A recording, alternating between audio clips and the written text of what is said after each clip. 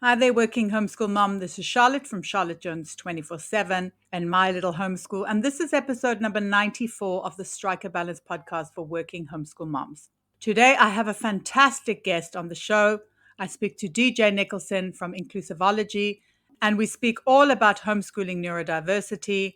And I absolutely love her incredibly positive approach to learning, to teaching, to homeschooling. It's such a refreshing episode. So many nuggets of wisdom in there. I'm sure you're going to love listening as much as I enjoyed recording it. But before we get to the episode, I'd be ever so grateful if you could rate, review, and subscribe to the podcast. It just means that more working homeschool moms can find it. And in that way, we can build this beautiful working homeschool mom community together. Thank you so much and enjoy the episode.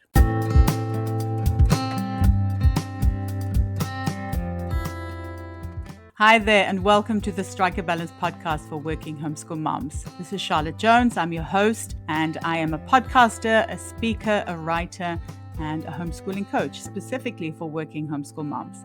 I've been homeschooling my neurodivergent twin boys since 2017, and I've been a working homeschool mom since 2017. So I know it can feel really overwhelming to keep all the balls in the air all the time. So each week I chat about tips and strategies for being a happy and thriving working homeschool mom. I cover things like time management, homeschooling, mindset, and lots of other juicy topics like that. I also speak to awesome and inspiring women who manage to juggle homeschooling and work successfully and find out what their secrets are. And I also welcome experts who can help you on your working homeschool mom journey. I have lots of ways to support you, so be sure to check them out in the show notes. You can download my time audit as your first step to managing your time better. I have a Facebook group for working homeschool moms that you can join as well. And be sure to sign up to my newsletter for weekly updates. And if you need additional support, you can join the WHM Collective, which is a supportive community of working homeschool moms where we delve deeper into topics that are going to help you thrive as a working homeschool mom.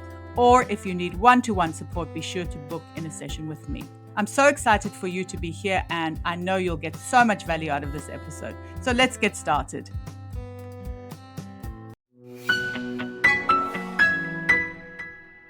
Working homeschool mom, I know how overwhelming it can be to choose a math curriculum for your homeschool. That's why I'd like to tell you about the online math curriculum we've been using for years, ctcmath.com. As far as math curriculums go, it has loads of great features that solve lots of the math issues we've had, and I know a lot of homeschooling families have. Here are just a few of the many features that we really like. Questions are adaptive, which means the interactive questions change in difficulty depending on the student's ability. The program uses a smart algorithm that tracks the student's progress and delivers questions based on their exact needs. The student doesn't even know this is happening, helping them to build confidence and master math concepts. Concepts are delivered through video tutorials and summaries, which are clear, complete, and easy to follow. It's like having your very own teacher. This ensures your children understand something before they're asked to practice it. And then for us parents, CTC Math has extensive reports which are so valuable in monitoring your child's progress and spotting any gaps. And they offer a 12-month money-back guarantee if this curriculum is not for you and your family. CTC will provide a full refund, no questions asked. But I think the most important thing is a whole lot less stress when it's math time for both parents and kids. You get to outsource math with confidence, and your kids get a fantastic tailor-made program that makes learning and mastering math enjoyable and positive. Visit CTC Math today to start your free trial. CTC Math is also offering you, listener, an amazing special. When you go to ctcmath.com/MLH, you can get a half price discount plus a bonus 6 months for free. That's ctcmath.com/MLH. Today I'm going to be chatting to DJ Nicholson, who is an educational coach and consultant with a lifelong passion for education and ensuring that children with disabilities and learning differences are engaged and supported in their educational environment. Her interest in this work began in her childhood when she was on the elementary school playground and resulted in a 28-year commitment to education, coaching, and training. DJ's superpowers include creating unique learning options for children, problem solving for success, and building empowered learners. and she coaches parents to advocate for their child's best learning through tools and strategies for engagement, accessibility, and flexibility. And when she's not engaged in her career passions, she's volunteering with a pug rescue group, mentoring young teachers, and doing yoga. Welcome to the podcast, DJ. It's great to have the opportunity to talk to you today. Thank you so much, Charlotte. It's so nice to be here. All right, so maybe you could start by telling us a little bit about your background and how you shifted from teaching and supporting teachers to supporting parents. Sure. So, like you stated in my bio, it really is a lifelong passion. I was first introduced to children with disabilities, learning differences, unique abilities when I was in first grade on the playground, and those children were very excluded from everything other than playing on the playground. And this was in the mid 70s. And so, fast forward even to 2023, we're still having some of the same conversations about making sure that children are included in learning and have the same opportunities as children that don't have, learning differences or challenges or things like that. So when I was a teacher, it really was a struggle to ensure that the children that I supported were given the same opportunities in a general classroom setting. And so when I transitioned over to being a coach and a trainer, I feel like I had more control or more power, so to speak, over what was shared with teachers and school administrators to get children to be more included. But I realized, parents have to be more involved regardless of where their children are learning, whether it's in a traditional school setting, whether it's a homeschool environment, an unschooled environment, that it really is the parents that need to know the best way for their child to learn. Because at the end of the day, we know that parents are their child's very first teacher and they know their children the best. Well, I had a very similar experience actually with my kids as well. They went to public school. And I think it's just such a difficult job for teachers to try and include them in learning because obviously they've got, well, in South Africa, I assume it's the same in the US, you've got goals that you have to achieve. And if kids are not hitting milestones, then it kind of makes it difficult. Then they kind of fall behind. So I totally understand that it's really difficult for teachers, and that's actually why we decided to homeschool as well, because it was a much better option for us. Well, and I'm hearing a lot more about that here in the States, especially in Florida. Florida is becoming a very prominent state when it comes to parental choice. So there's a lot of options for parents in our state right now. And I think, I do think, and not to get off on a tangent, but I do think one of the biggest challenges that we have in schools is simply a lack of training and a lack of knowledge. And then, ensuring that we have schools staffed in a way that they can meet the needs of every child. So I completely understand why there's so many parents that are moving towards homeschooling. Absolutely, yes. I've also seen that a lot with all the people that I've been speaking to as well. A lot of parents who are homeschooling neurodiversity because it's just been the best option for them. The WHM Collective is a monthly membership on Patreon that was created with you in mind, working homeschool mom. If you're just starting out on your journey, or if you're finding it difficult to find your groove, then the WHM Collective is definitely the membership for you. Each month, we delve into topics that are going to help you thrive as a working homeschool mom, such as homeschooling, schedules, time management, and lots of other juicy topics. I know how busy life is for you, working homeschool mom, and I know how complicated life is too. So that's why this membership is super simple. Each month, there's one live workshop, one ebook, and one session of office hours where you can have your questions answered in real time. In addition, you'll get one free coaching session per membership and an added bonus of having access to all past content, which you can work through in your own time. So if you're feeling like you need some additional support as a working homeschool mom, then I really hope that you will consider joining the WHM Collective, because I know that it will help you so much to find clarity and to move forward in your working homeschool mom life. All right, so you said you have superpowers, which are creating unique learning options for children, problem solving for success, and building empowered learners. So, what does that look like? So yeah, it was just a couple years ago that I realized, oh my gosh, I am so good at this at problem solving. But so what I love to do is take a look at, kids in their natural learning environment, seeing what they're doing that they're being successful in, and then how can we, maybe make some adjustments to things that to areas where they're not quite as successful or they need a little additional support. So it's a matter of, looking at what's being taught and then making adjustments to how the child is accessing their learning or being engaged in learning. So here's just a really simple example.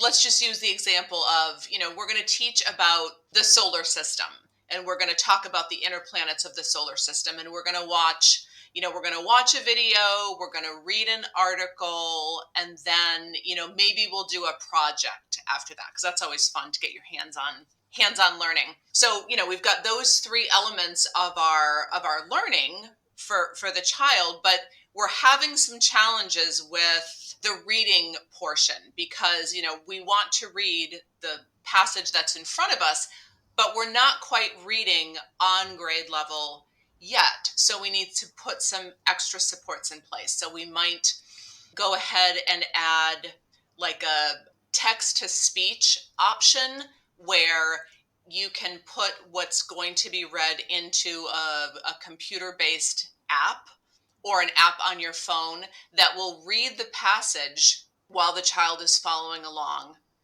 So that's a way to, make that reading more accessible for the child. The other piece of that is, you know, we might need to break the reading up into little, what I call digestible bites. So maybe we're reading a couple of sentences at a time, and then we're taking time to talk about what's in that passage. What does that look like when you read that, to make sure that we have kids that are truly comprehending? Or we might need to take that reading passage and do some work with it, play with it a little bit first before we even read, and pull out words that we don't understand or pull out new vocabulary words. And just rather than reading for reading's sake, that we do some work ahead of time and build up a little bit of what's inside that reading passage before we go ahead and read it. So I guess what I'm saying is, when it comes to learning, the best learning for kids is going to take place when they're actively engaged in what they're doing, and that they're able to access learning, that it makes sense for them.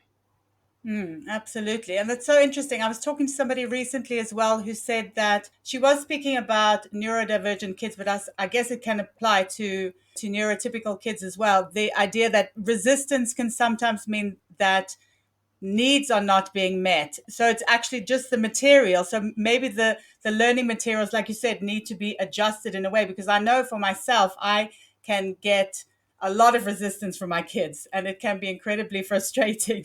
So I'm sure, like, if you're empowering parents in that way, it must be so very helpful for them, because I know how I feel when I get, and I've been homeschooling since 2017, but I still get, you get frustrated if your kid is not engaging with the material. But sometimes you just need to tweak something, and then, it's like everything opens up for them.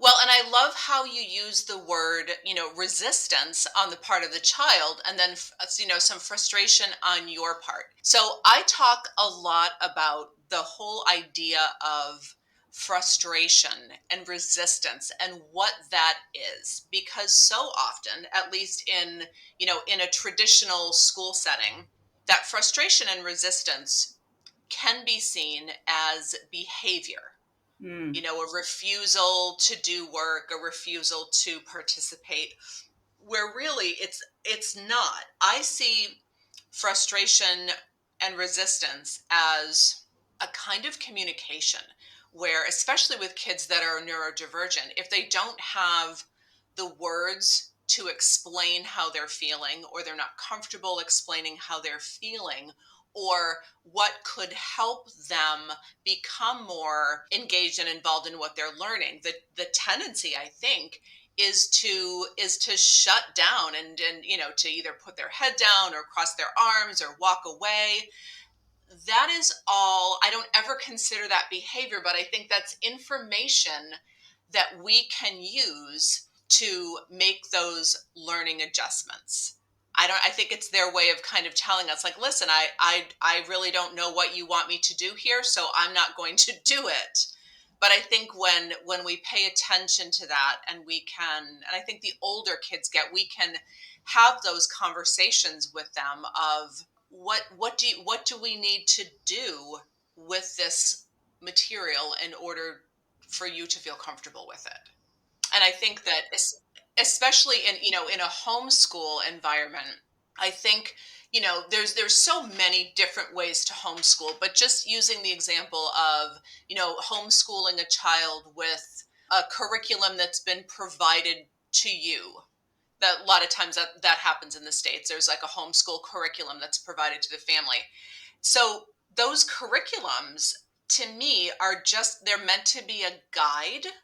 They're not meant to be, this is exactly what you need to do in order to support your child in learning. I think we need to take curriculum that's provided and make those adjustments so learning for your child is the most authentic that it can be, right? That's one of the things that frustrates me a lot about the public system is we're losing authenticity in learning, and we're losing creativity. So as a homeschool parent, I mean, the sky's the limit. I mean, you can be as creative and as authentic as you and your child want to be, as long as your child is showing you what they know and showing you what they've learned. Yes, that's such a good point. And I think, I know I've spoken to a lot of homeschoolers, and the idea of the curriculum is such a safety net for them. And they can sometimes really double down, even though a kid is showing so much resistance to what they're learning. So I think it's so important to actually ask for help, because I know when I started homeschooling, I just muddled through everything.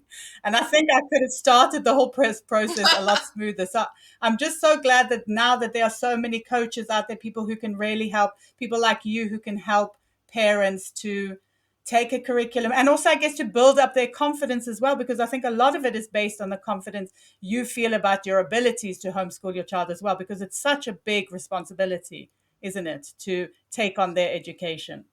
It is. It's a huge responsibility. It's a beautiful responsibility, but also, I would venture to say there's a certain amount of aloneness that comes with homeschooling if you're not connected to, a larger homeschool community. Oh, absolutely. Yes, it can. It is true. It can be very isolating. So I know for myself in South Africa, we don't have a huge community. So my community is all in the US. I'm kind of connected online. So that's where I find my connections, which I find have been just as authentic as any connection in real life. But yes, at that beginning bit as well, when I felt like I was the only one in the world who was homeschooling, it's a very isolating feeling. It's true. Right, right. Okay, so you spoke about authentic learning. So why is it important for learning to be authentic, and what does that actually mean, and what does that look like? So, authentic learning is when kids can learn in a way that they develop a deeper understanding and a deeper curiosity to know more. And they're learning in a way that feels more like play, because that's critically important for kids, that feels more like play. And they have that ability to kind of, generalize that information, where they can have a conversation with another child or with an adult that, going back to, the solar system, if they've learned, truly and authentically learned about the, inner planets in the solar system, that they can have a meaningful conversation, and they can take a project that they've created, and they can explain it to someone, and then, 6 months down the road, it's still in their little brain, because they have internalized that learning, that they're not just skimming the surface, I guess, is the best way to look at it. They're really doing that deep dive, and they're asking questions, and they're like I said, they're curious to know more, because they've learned the part that's just that they can kind of recall and retell. It's very, very basic, but they're wanting to go deeper. So an example of that would be, they've gone ahead and they watched a video, and they've read the passage, and they had an opportunity to create a project, but parents have given their child materials, and not necessarily a specific idea of what to do. So say in the project, we want to take the inner planets of the solar system, and we want to show their size, their characteristics, their impact on the rest of the solar system as a whole, how they relate to the sun. And so we've given parameters around which this project is created, but all we've done for the child is provide them with a variety of different materials, so they can be creative and create something on their own. And that just sounds like really engaged learning as well, like you said, because you have to engage. And I guess when they get so engaged in something, then they will remember it, right? I mean, we remember the things that interest us. So yes, that's a authentic learning sounds like something that we should all be striving for. Well, and I think too, when we give kids a variety of different materials to use, and I really think this is true for for any child out there that has some tactile sensory concerns, where they don't like Mm. to touch certain materials. Personally, for me, I don't like the feeling of Mm. chalk. I don't know what the word is. I'm very resistant to the feeling of chalk. So even when I was teaching, I had to wear gloves because it didn't feel good. Yeah. So for a child that is very sensory, and they need certain fabrics, or certain, whether an item is hard or soft, whether they're creating something out of paper, giving them a choice between creating something out of paper, or Play-Doh, or clay, or creating something on the computer, or, and, using pipe cleaners and wiki sticks, and all, blocks, all kinds of things that they can use that feel good for them, in order for them to not be distracted and unfocused by something that is not tactily pleasing. They can just kind of jump in and start working and engaging with material that feels really good for them. And that choice, I guess, as well, it's just also kind of, it's teaching them to take ownership, or teaching them to make decisions about how they learn, I think, as well, which is super important. Well, and I think that absolutely, I agree with that 100%, that kids have to have a choice. Obviously, at the end of the day, their kids are learning from adults, but when we can give kids a choice, it's a huge, it's a confidence builder. It's a great way for them to, grow their sense of independence. Like, oh, this is what I decided to do. It's that whole, we use the term like voice and choice, that their voice matters, that they matter in decision making. Mm, yeah. And a lot of times, in a traditional school setting, there's not much of that. There's not enough of that. I guess logistically it is just difficult. I know, I just feel for teachers, because I know it is must be such a difficult thing to do, to have 30 kids, 35 kids in a class with different learning styles. I mean, I admire teachers for what they have to do. Absolutely. Yeah, yeah. All right, so there's the notion that every child is capable of learning and presuming confidence. What does this mean to you? Oh, I love that. So I do believe that every child is capable of learning, that we as adults, as parents, professionals, as teachers, we have to figure out the best way for them to learn. So again, it goes back to taking that curriculum and making it meet the needs of your child, especially for homeschooling moms. You can do that when you have the right tools and strategies in order to adjust that curriculum. The presuming competence, that is, I love training on the idea of presuming competence, because when we presume competence, we are assuming that every child is capable of learning and can learn at a high level, even if there are significant cognitive concerns.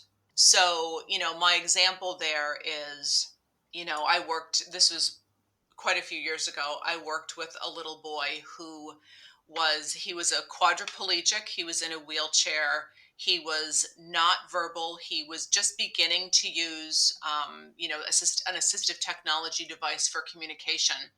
But he was very, very receptive, and his receptive learning skills were so great that his teacher and I figured out a way for him to be able to answer questions on a quiz just using either his assistive technology device or eye gaze, just looking at, one of three options.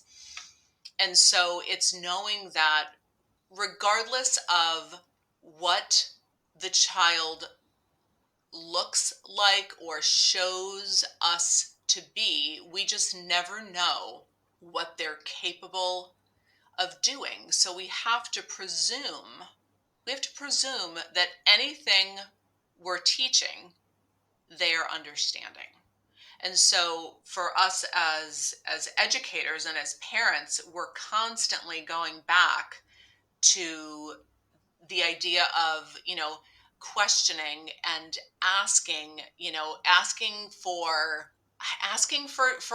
knowledge, asking for their knowledge, and asking, our and figuring out how they're making sense of this and adjust along the way. Again, that's very challenging to do if you're a teacher in a classroom by yourself. But in a perfect world, two teachers are paired together in the classroom, one for general education and one for special education, and they team teach, they collaboratively teach, and they're able to meet the needs of every child. But that's an ideal situation, which we don't see very often.